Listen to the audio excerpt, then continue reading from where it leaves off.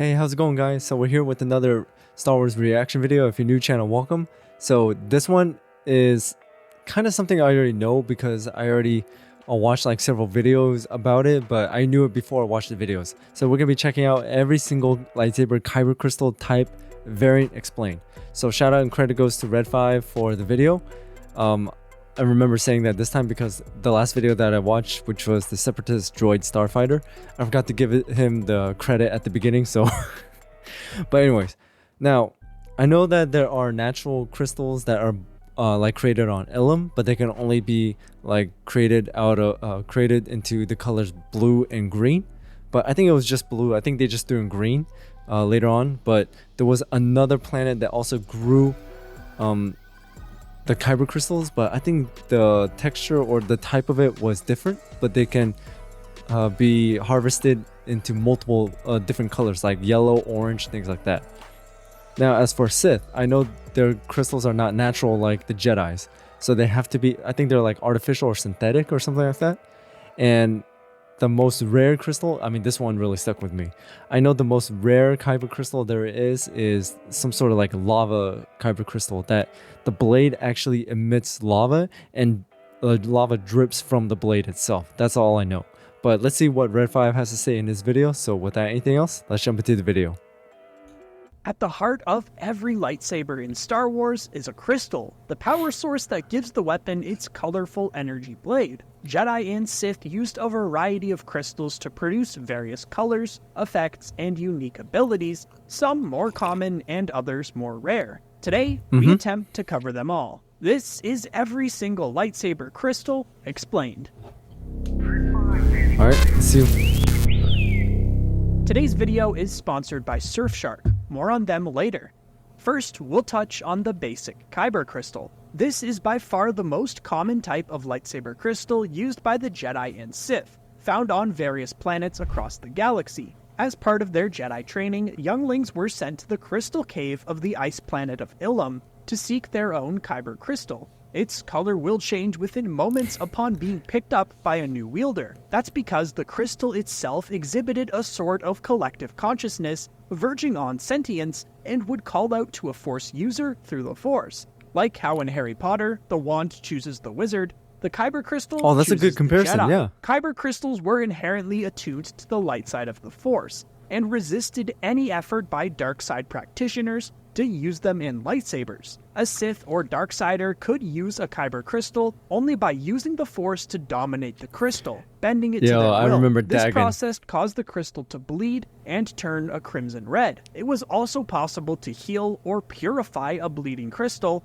resulting in it turning white, as seen with Ahsoka Tano's blades. Kylo Ren's lightsaber had a cracked Kyber Crystal, which generated an unstable blade. The excess power was vented out the sides, thus creating a crossguard-like design. Synth Crystal. A synthetic Kyber Crystal, or Synth Crystal, as you can probably guess, was an artificial Kyber Crystal. Their synthetic nature made them highly unstable and explosive. In Star like Wars I mentioned Legends, at the beginning, before the concept of bleeding was introduced, the Sith all made use of synthetic crystals. Luke Skywalker even used one in the construction of his green lightsaber because of how hard Kyber was to find during the reign of the Galactic Empire. Personally, I like the concept of bleeding a natural crystal better, but that's just personal preference. And I know it was disproved in a canon comic, but I just love the idea of Luke's green crystal being the one that once belonged to Qui-Gon Jinn, since Obi-Wan did hold on to it. But I digress. Adegan crystal, like that. commonly found in the Adegia system, and on planets like Mygeeto, Adegan crystals were said to be Force reactive and could be infused with a small amount of a Force sensitive's power. There were said to be 5 types of Adegan crystal: Cathracite, Relicite, Danite, Mephite, and the rarest, Pontite. Barab ingot. Found on the outer rim did not know world, that. Barab 1, Barab ingots were found in clusters in the planet's mountains and were hot to the touch. They also glowed, and, when used in a lightsaber, created a powerful, fiery blade and made the entire lightsaber slightly radioactive. Christophsis Oh, so crystal. Darth Found Nihilus on used the it? crystalline planet Christophsis, an early flashpoint of the Clone Wars, the Jedi Order held Christophsis crystals in high regard. These pure crystals formed in the crystalline forests of the planet. A lightsaber blade created by Christophsis crystals amplified kinetic energy in a unique way, which resulted in powerful impacts. Think about Black Panther's suit, kinda like that, but on a lightsaber. Today's video is sponsored Dude, that by sounds really, Surfshark really VPN. powerful. Whenever you connect to a Surfshark. public Wi-Fi network, you're putting I'll let your this play private out. data at risk of being stolen. This sensitive information can include your passwords, photos, and other personal data. Surfshark VPN keeps all of this information safe and away from the prying eyes of big companies or even cyber criminals. Like a Jedi carries a lightsaber on their belt at all times, Surfshark is the sort of program you always want keeping you safe. I use it every day when I'm working on my YouTube videos, including this one. I always throw it on to protect my data while I sit and work at my favorite coffee shop, knowing I'm protected. Many websites also restrict the content you can access based on your physical location in the world, but Surfshark allows you to get around this by changing your IP address to one of 100 countries. As someone who lives in Canada, a country with very strict laws and poor selection Red when it 5 is comes based to out of streaming, Canada? I use it to access the much larger Netflix library in the United States. By going to surfshark.deals/red5 or scanning the QR code, you can get 3 months free on a 2-year subscription with Surfshark. There's no risk involved as Surfshark has a That's a good deal. 30-day money-back guarantee. The link is in the video description and pinned comment. Back to the video. Dantari Crystal. Found on the outer rim planet of Dantooine, which once housed a prominent Jedi temple, Dantari crystals used to be extremely popular. Some Jedi found such crystals within the eggs of the cave-dwelling Kinrath, a large species of arachnoid. Dragite gem. Small, dull, That's and crazy. brittle crystals known as dragite gems were found in the Dulop mountain range of the world Mahali. They were one of the most brittle Kyber crystals in existence and were hard to work into a lightsaber. However, when they were in a lightsaber, they emitted a loud hum and also produced a shockwave when striking a solid target. Ghost Fire Crystal. Usually found on the mountain peaks of various Outer Rim worlds, Ghost Fire crystals were a type of rare and entirely transparent crystal that grew from rocky foundations and formed precarious and nearly invisible spires of stone. When the crystals could be located and inserted into a lightsaber, they could produce a blade that was dim and translucent compared to the iridescent blades of other sabers, making it as difficult to detect as the crystals themselves. Lightsabers with Ghost Fire crystals also generated almost no sound and produced illusionary afterimages of the blade that followed the motions of the wielder, which disguised the true position of the blade while also disorienting one's opponent.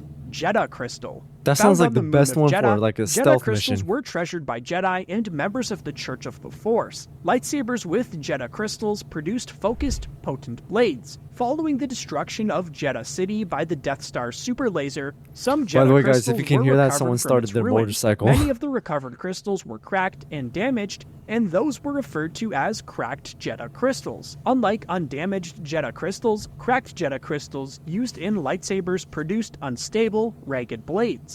Kyber Stone. Found on the volcanic moon of Yenis, Kyber stones produced a non-lethal blade, and as such were initially excluded from use in lightsabers. However, a few Jedi would eventually come to use the stones in their non-lethal lightsabers, likely for training purposes. Krayt Dragon Pearl. The massive Krayt Dragon was the apex predator of Tatooine. During the course of their life, Krayt Dragons would eat stones to assist in digestion. Their corrosive digestive fluid would break down and eventually dissolve the rocks, forming pearls. These pearls could vary in size from palm-sized to larger than a humanoid's Yeah, we did head, see that and in could The be found in a Mandalorian. Krayt Dragon's stomach should one be able to kill it. A lightsaber equipped with one of these pearls emitted a very powerful and destructive blade that gave off a howling sound when ignited. Lordian Gemstone. Created by Force-sensitive Lordians during the Khan's disorders, Lordian gemstones placed into a lightsaber allowed the wielder to predict their opponent's actions. Nishalarite Stone.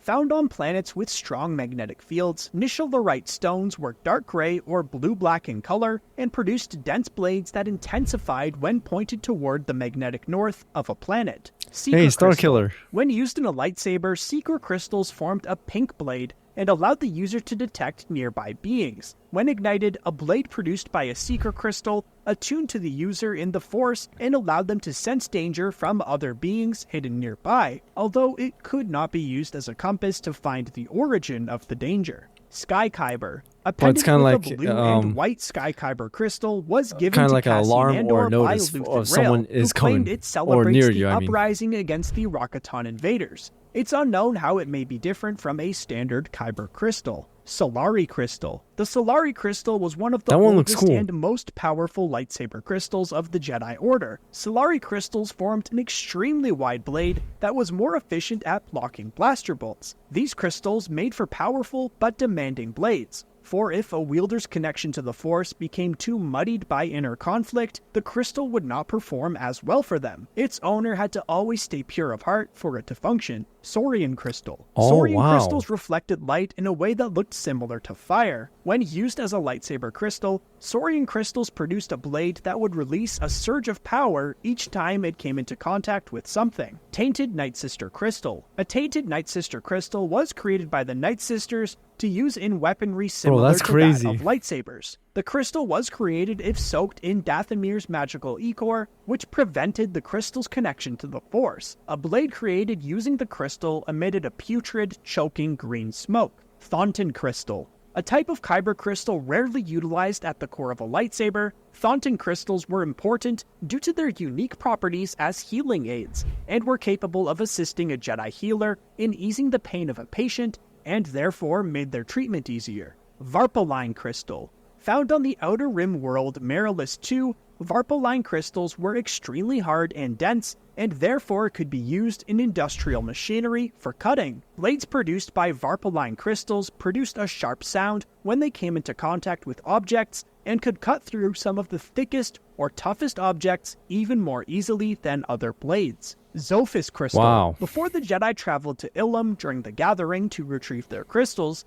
they went to the world Zoph. However, as Ilum and its crystals became more prominent, Zophis crystals became more rare. It didn't help that the planet also fell to the Separatists during the Clone Wars. Jedi who used Zophis crystals discovered that the produced blade had devastating and unstable properties. Ankari's Sapphire. A gemstone known for its blue hue, the Ankari's crystal possessed legendary healing powers and numerous other effects. Jedi Master Elzar Mann was familiar with them and may have used one himself. Lava Crystal. A lava There we crystal go. was a lightsaber crystal that could only be found on volcanic planets and moons such as the hellish world Mustafar. The crystal generated a blade that resembled, you guessed it, lava. It was less focused and concentrated than normal Kyber crystals, therefore lava itself was generated from the extreme heat of the dense, heavy blade, creating bits of flame and lava that often splashed and dripped out from the blade itself. But that about does it for every lightsaber crystal. that's crazy. At least the ones recognized in canon. Some of the Legends ones get pretty out there, but maybe that'll be a future video topic. Once again, thanks to Surfshark for sponsoring this video. Don't forget to click their link in the description. Come join us to chat more at our community. All right, so there you guys have it. So that was every single lightsaber Kyber crystal type variant explained. Wow, I mean, I knew that there were a lot of Kyber crystals, but I did not expect so many of those. I did not know about the Night Sister one. I did not know about like the Megiddo one. I did not know anything like that. So this was really informative. So shout out to Red 5 for doing an amazing job as always. And I know this is not like part of it, but I'm just like curious if the lava crystal really did like emit lava, then wouldn't it be a hazard? Like it'll constantly drip and burn the floor, and maybe it'll drip on you as well. I mean, it may be dangerous, but it's also a danger to you, kind of like a double-edged sword.